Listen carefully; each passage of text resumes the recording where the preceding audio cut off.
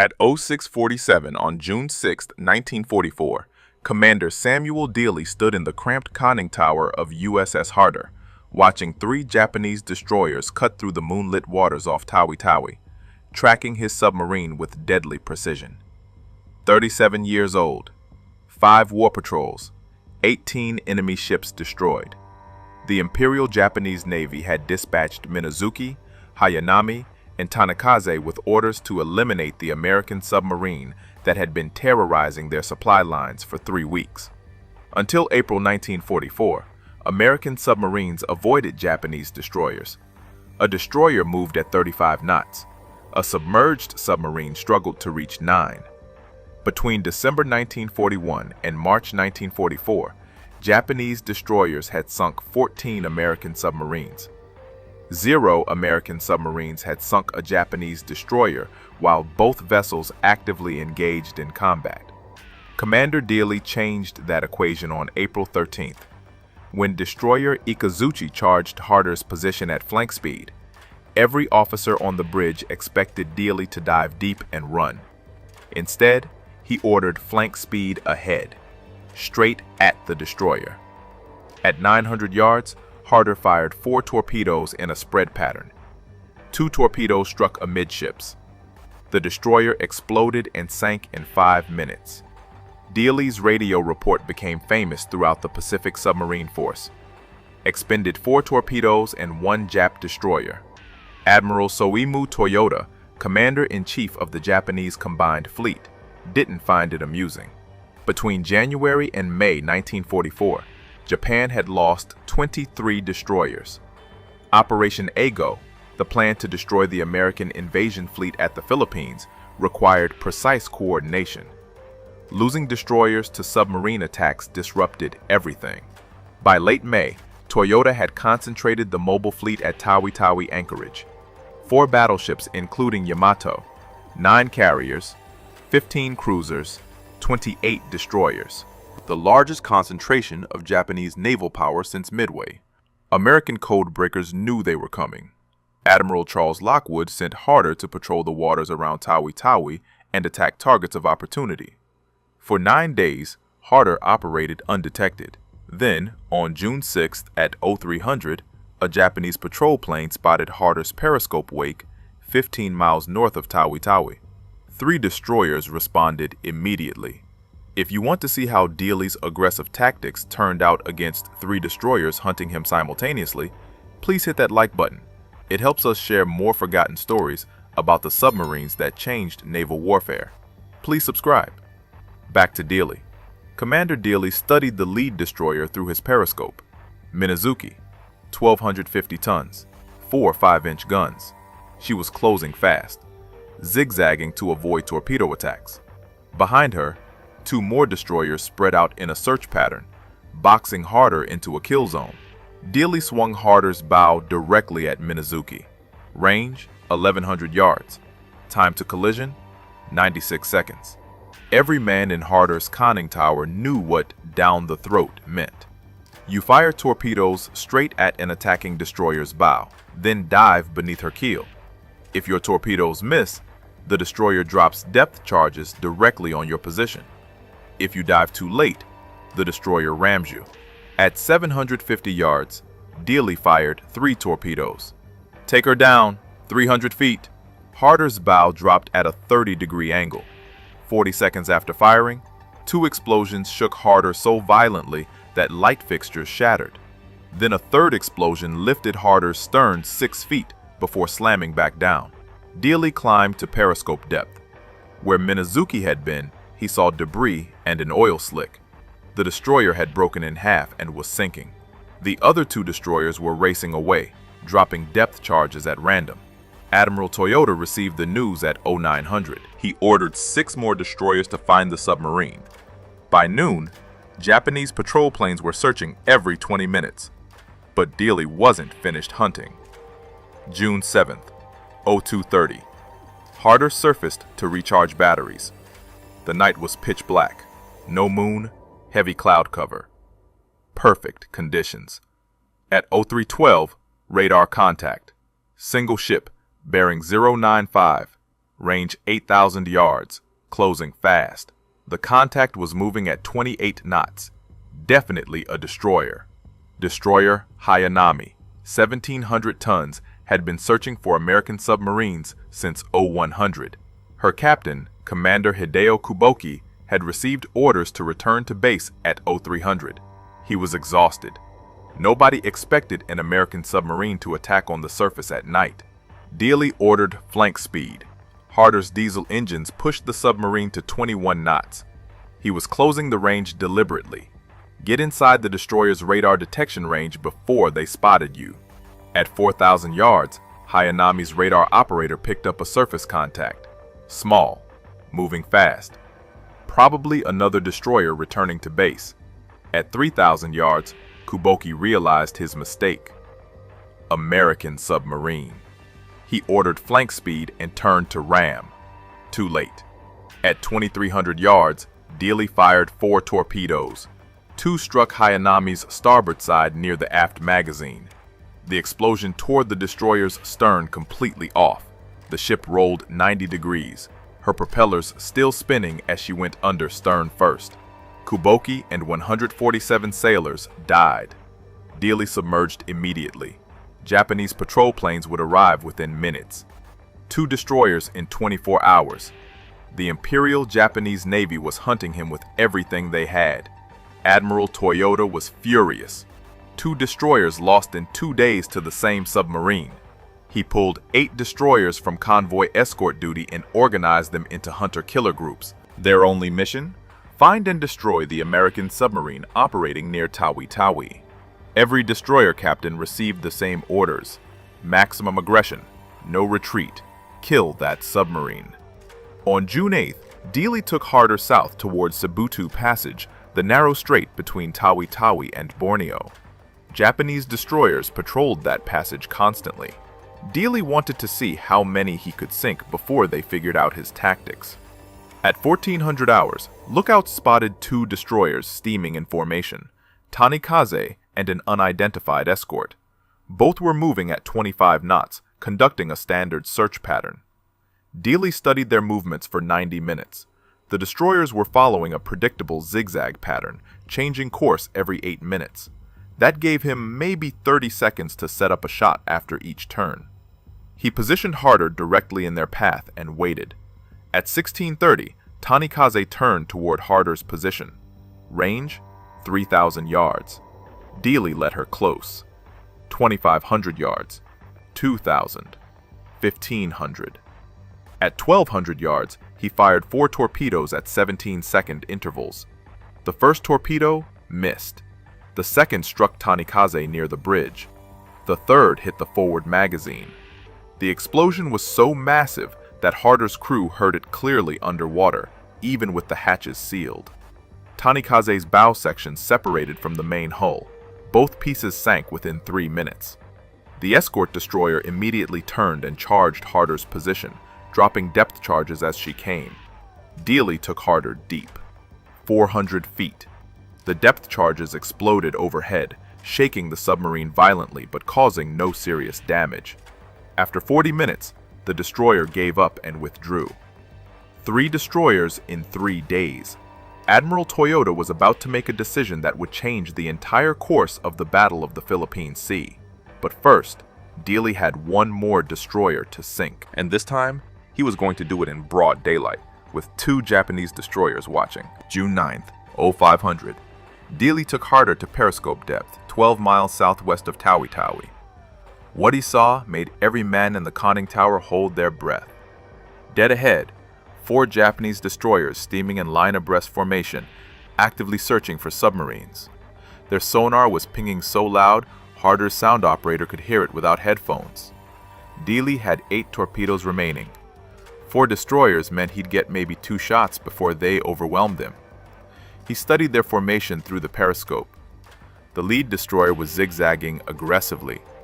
The second was maintaining a steady course. That was his target. At 0612, the second destroyer turned directly toward Harder's position. Range, 4,000 yards. Dealey waited. 3,000. 2,500.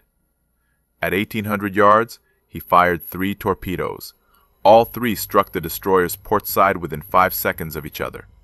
The ship exploded so violently that debris flew 300 feet into the air. She rolled over and sank in 90 seconds. The other 3 destroyers immediately converged on Harder's position. Dealey took her deep, 500 feet. Depth charges began exploding overhead. 23 in the first 10 minutes. The lights went out. Emergency lighting kicked in. Hull plates groaned under the pressure. A pipe burst in the forward torpedo room, spraying seawater across the deck. Harder's crew worked in silence, repairing damage while depth charges continued to detonate around them. After 2 hours, the destroyers withdrew. Dealey climbed to periscope depth. The destroyers were gone. 4 enemy warships sunk in 4 days. But Dealey wasn't thinking about his success. He was thinking about his fuel. Harder had burned through 60% of her diesel reserves. She had maybe 3 more days before she'd have to withdraw to Fremantle. Admiral Jisaburo Ozawa, commander of the Japanese mobile fleet at Tawi Tawi, received reports of the attacks at 1400 hours on June 9th. 4 destroyers lost, 1 submarine. Ozawa did the math. If an American submarine could penetrate his defensive screen this easily, the entire anchorage was vulnerable. He sent an urgent message to Admiral Toyota. The mobile fleet needed to depart Tawi Tawi immediately. The Americans knew where they were. Toyota agreed. Operation Ago required the mobile fleet to intercept the American invasion force near the Marianas, but the operation wasn't scheduled to begin until June 15th. Moving 6 days early meant his carriers would arrive without proper reconnaissance. His destroyers would be scattered across multiple patrol zones. His supply lines wouldn't be established. But staying at Tawi Tawi with an American submarine hunting his destroyers was suicide. On June 10th at 0800, the Japanese mobile fleet departed Tawi Tawi. 4 battleships, 9 carriers, 15 cruisers, 24 destroyers, heading northeast toward the Philippine Sea. American codebreakers intercepted the movement orders within hours. Admiral Raymond Spruance, commander of the 5th Fleet, adjusted his battle plans accordingly. The early departure gave American carriers an extra day to position themselves for what would become the Battle of the Philippine Sea. Dealey knew none of this. On June 10th at 1630, he spotted 2 more destroyers patrolling north of Cebutu Passage. Both were moving at high speed, conducting an aggressive search pattern. Dealey had 5 torpedoes remaining, enough for 1 more attack. At 17:15, he fired 3 torpedoes at the lead destroyer. 1 struck near the bow. The destroyer slowed but didn't sink. The second destroyer immediately charged Harder's position. Dealey fired his last 2 torpedoes. Both missed. He had no torpedoes left, no way to defend himself, and a Japanese destroyer bearing down on his position at 32 knots. Dealey ordered emergency deep. Harder's diving planes bit hard, pushing the submarine down at maximum angle. 300 feet, 400, 500. The destroyer passed directly overhead, her propellers churning the water so loudly that Harder's crew could hear the blades through the hull. Then silence. The destroyer was circling back. Dealey knew the pattern.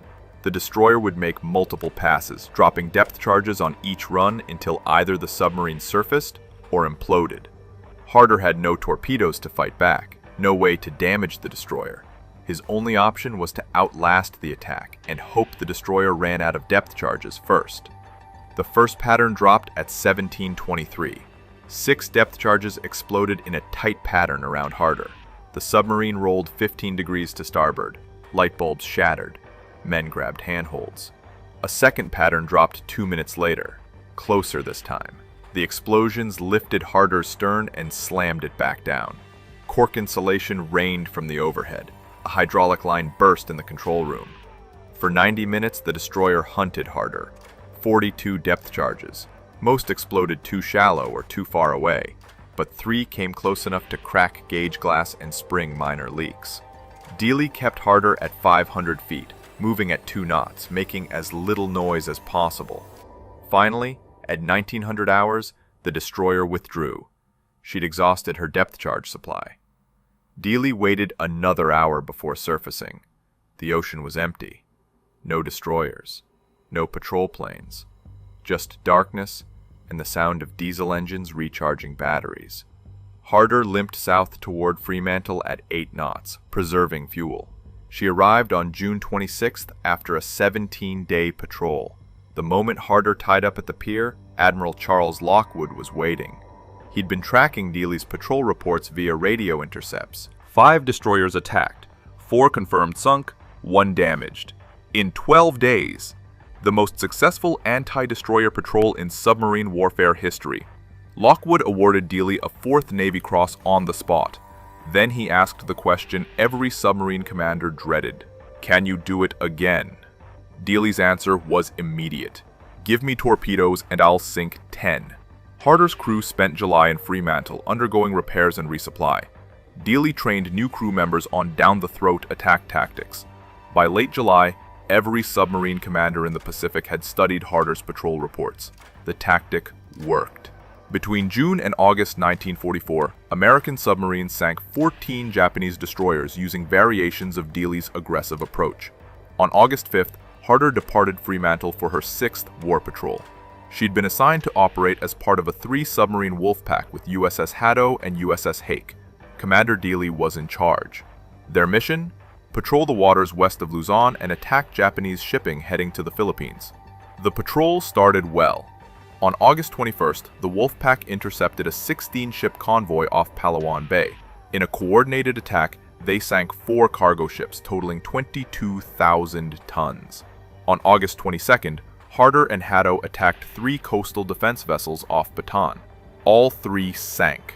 Harder was credited with destroying 2 frigates, Matsuwa and Hiburi. By August 23rd, Harder had expended all her torpedoes and withdrew from the patrol. That left Harder and Harder operating together off Dassault Bay on the western coast of Luzon. Japanese intelligence had tracked the Wolfpack's movements. They knew approximately where the American submarines were operating, and they'd sent something special to deal with them. At 04:53 on August 24th, USS Harder submerged 4 miles off Hermana Mayer Island. Through her periscope, she could see Harder on the surface, 4,500 yards to the south. Both submarines were preparing to attack a damaged Japanese destroyer that Harder had torpedoed the previous day. Then, Harder's sonar operator heard something that made his blood run cold. Echo ranging. Close. Getting closer. 2 Japanese escort ships were closing on Harder's position. CD-22 and minesweeper PB-102. Both were moving at 18 knots, conducting an active sonar search. They'd been hunting American submarines for 3 days. Japanese intelligence had intercepted radio transmissions between Harder, Harder, and Harder during the Palawan Bay attack. They knew the Wolfpack was operating somewhere off Dassault Bay. Harder's captain immediately ordered his submarine deep and silent. He watched through his periscope as the 2 Japanese ships closed on Harder. At 05:20, Harder's radio operator tried to warn Harder. No response. Either Harder's radio was off or she was already preparing to dive. At 05:30, Harder crash dived. The Japanese ships were less than 2,000 yards away. Dealey had seen them at the last possible moment. He took Harder down fast, ordering flank speed and maximum dive angle. The submarine descended at 35 degrees, her diesel engine still running as she submerged, leaving a massive bubble trail on the surface that pinpointed her exact location. CD-22 sonar operator had a perfect contact. Range, 1,200 yards.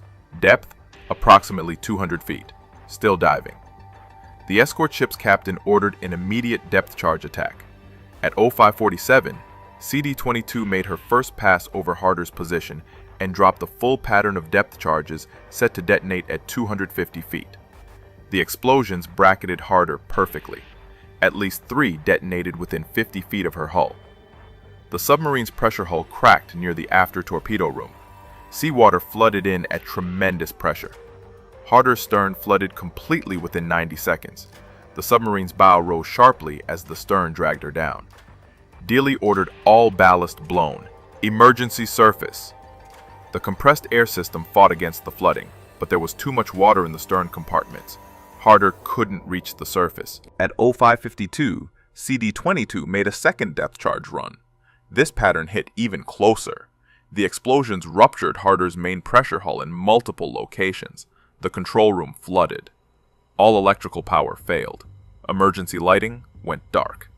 At 600 feet, well below her maximum operating depth, Harder's hull began to implode. Bulkheads collapsed under pressure. Compartments crushed like tin cans. The submarine was gone in less than 3 minutes from the first depth charge impact. At 0600, CD-22 and PB-102 reported a successful kill. Large quantities of oil, wood debris, and cork floated to the surface. The Japanese ships circled the area for 2 hours, dropping additional depth charges to ensure the submarine was destroyed.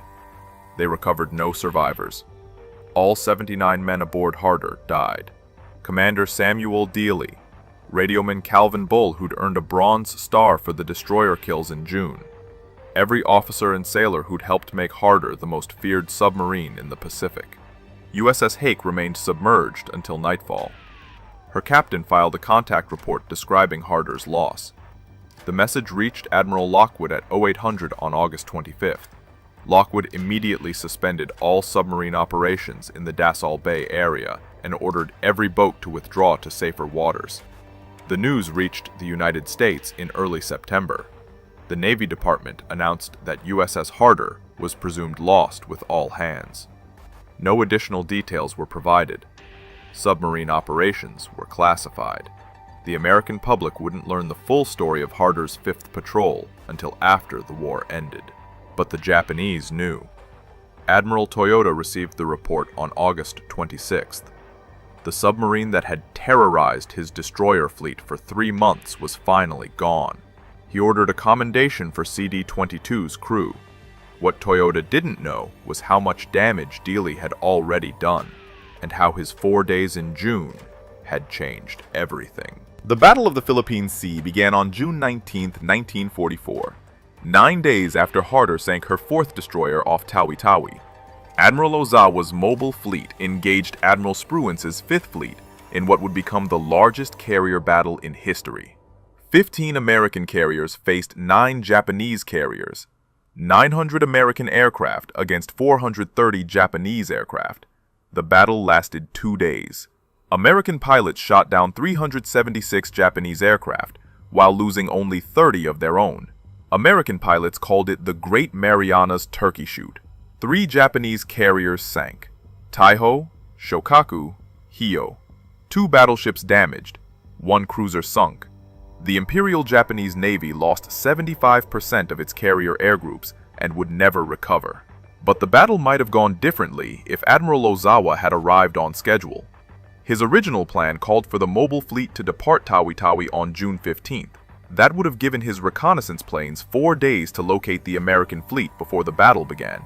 His carriers would have been fully supplied, his destroyer screens properly organized, his battle plan coordinated with land-based aircraft from the Philippines. Instead, Harder forced him to leave 6 days early. Ozawa arrived in the Philippine Sea on June 14th with his fleet scattered across 200 miles of ocean. His reconnaissance aircraft had burned through their fuel reserves during the early departure and couldn't conduct proper searches. His destroyers were still regrouping from anti-submarine patrols around Tawi Tawi, and his supply ships were 3 days behind schedule. When American carrier aircraft found Ozawa's fleet on June 19th, his carriers were still launching aircraft. His combat air patrol was undermanned. His fleet formation was disorganized. The Great Marianas Turkey Shoot happened because Ozawa wasn't ready. And Ozawa wasn't ready because Dealey had sunk 4 destroyers in 4 days and convinced the Japanese that Tawi Tawi was too dangerous. Admiral Lockwood understood this immediately. In his post-war memoir, he wrote that Harder's 5th Patrol was the most strategically important submarine operation of the Pacific War. 4 destroyers sunk meant 4 fewer escorts protecting Japanese carriers. But forcing the mobile fleet to depart early meant the entire Japanese battle plan collapsed before the first shot was fired. Between December 1941 and August 1944, American submarines sank 1,314 enemy ships, totaling 5.3 million tons. Japanese merchant vessels, cargo ships, tankers, troop transports, but only 29 warships. Most submarine captains avoided warships. Too dangerous, too well armed, too fast. Dealey proved that submarines could hunt warships successfully. His down-the-throat tactic worked because it violated every assumption Japanese destroyer captains made about submarine behavior. Submarines weren't supposed to charge destroyers. They were supposed to run. When Harder charged, Japanese captains hesitated. That hesitation cost them 12 seconds. 12 seconds was enough time for torpedoes to close the range and strike. By war's end, American submarines using Dealey's tactics had sunk 214 Japanese warships, 4 aircraft carriers, 1 battleship, 9 cruisers, 38 destroyers. The rest were submarines, escorts, and patrol craft. Japan started the war with 63 destroyers. They built 49 more during the war. American submarines sank 38. Harder accounted for 4 of them in 4 days. On March 27, 1946, President Harry Truman presented Commander Samuel Dealey's Medal of Honor to his widow, Edwina Dealey, in a ceremony on the White House lawn. The citation read in part, "This remarkable record of 5 vital Japanese destroyers sunk in 5 short-range torpedo attacks attests the valiant fighting spirit of Commander Dealey and his indomitable command." The Navy named a destroyer escort after him, USS Dealey, commissioned in 1954. She served until 1972. Harder received the Presidential Unit Citation for her first 5 war patrols, 6 battle stars for World War II service. Her motto, "Hit 'em harder," became legendary throughout the submarine force. But her real legacy was the tactical revolution she started.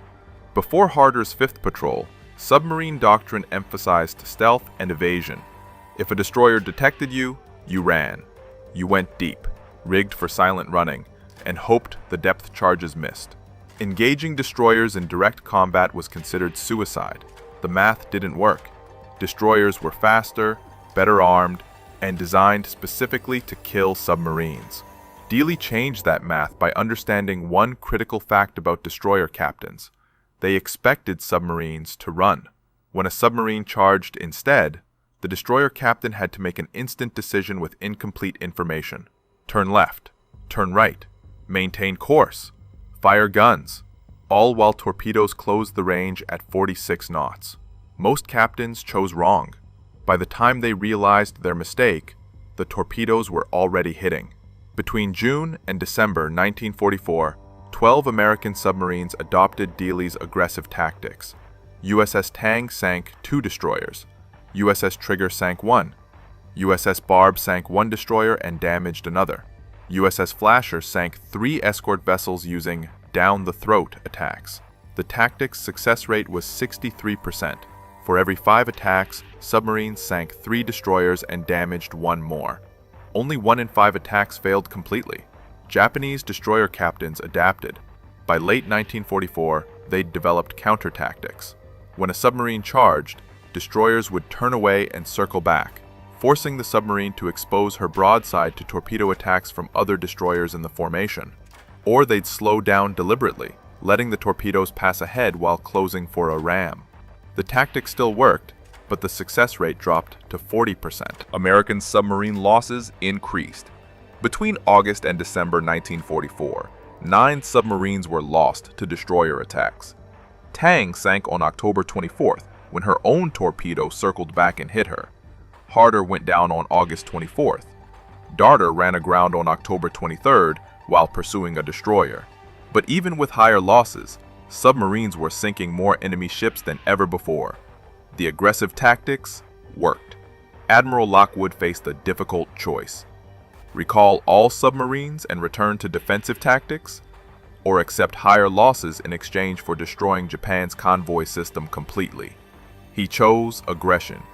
Between January and August 1945, American submarines operating under aggressive patrol doctrines sank 437 Japanese merchant ships and 53 warships. By August, Japan had less than 25% of the merchant tonnage it started the war with. The home islands were starving. Factories were shut down for lack of raw materials. The Imperial Japanese Navy couldn't fuel its remaining ships. Dealey never saw any of this. He died 3 months after his greatest victory, killed by the same type of escort ship he'd spent a year learning to destroy. But his tactics continued. Every submarine commander in the Pacific studied Harder's patrol reports. Every attack plan referenced the down-the-throat doctrine. Every torpedo solution included calculations for charging destroyers. On May 22, 2024, 80 years after she sank, an underwater exploration team led by Tim Taylor and the Lost 52 Project discovered Harder's wreck in the South China Sea. She sits upright on the seafloor at a depth of 3,750 feet, 12 miles west of Dassault Bay, where she made her last dive. Her pressure hull remains mostly intact, except for depth charge damage near the conning tower. The wreck is a protected war grave. No salvage operations are permitted. But finding Harder meant something more than locating a shipwreck. It meant bringing closure to families who'd waited 80 years for answers, and it meant honoring 79 men who changed naval warfare forever. Today, Harder's story lives on in unexpected ways. At the United States Naval Academy in Annapolis, Maryland, submarine tactics instructors still teach the down-the-throat attack as a case study in aggressive warfare. Not because modern submarines use the same tactic. Modern torpedoes are wire-guided and don't require close-range attacks, but because Dealey's approach demonstrates a fundamental principle. When your enemy expects you to run, charging often works better than hiding. The Naval History and Heritage Command maintains Harder's complete patrol reports in their archives. Every radio message, every torpedo firing solution, every depth charge attack.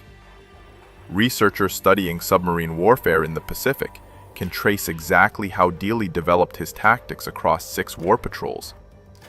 His reports show a commander who learned from every encounter, refined his approach constantly, and never stopped looking for ways to sink more enemy ships. Commander Dealey's grave is at Arlington National Cemetery in Section 59, grave 874. His headstone lists his rank, his dates of service, and one line: Medal of Honor, Destroyer Killer.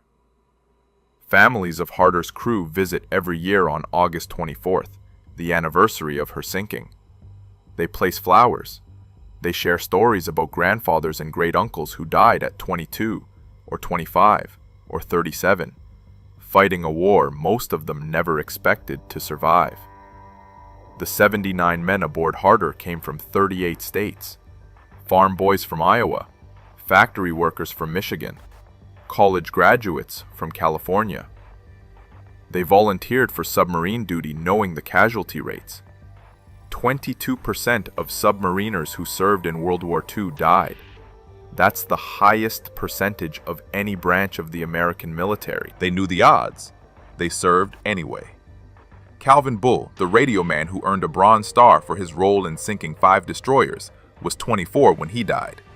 John Maurer, who survived Harder's sinking and later became an admiral, spent 50 years telling their story. He died in 2010 at age 90. The last survivor of Harder's crew, Paul Bryce, died in 2022 at age 98. With his death, no one who served aboard Harder remains alive to tell their story firsthand. That's why stories like this matter. These men left behind patrol reports and radio messages and Medal of Honor citations. But those documents can't convey what it felt like to charge a destroyer at flank speed, or hear depth charges exploding overhead, or watch your captain make decisions that meant life or death for everyone aboard. The official history tells us Harder sank 4 destroyers in 4 days.